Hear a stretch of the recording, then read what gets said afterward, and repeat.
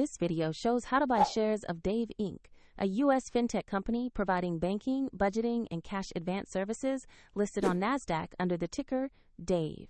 This content is educational only and is not financial advice. To trade, you need a broker, and we will use eToro as an example to demonstrate the steps. After registering, you will be asked to verify your identity with a valid ID and to add funds before you can place an order. Use the platform search bar and type the ticker DAVE to find the Dave Inc. listing.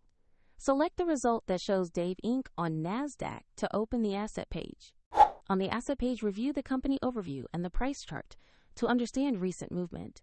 Confirm the listing shows NASDAQ and the ticker DAVE so you have the correct stock. Click Invest or Buy, enter the amount you want to invest, then carefully review the order details and any fees before confirming. If the market is closed, your order may be queued until it opens, and if funds are insufficient, eToro will prompt you to add money before completing the purchase. After the trade executes, your new position will appear in your portfolio where you can monitor it.